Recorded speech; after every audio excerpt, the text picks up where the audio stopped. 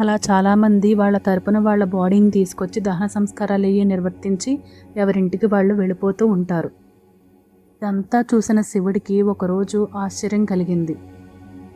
అప్పుడే వాళ్ళని ప్రశ్నించాలని నిర్ణయించుకున్నాడు.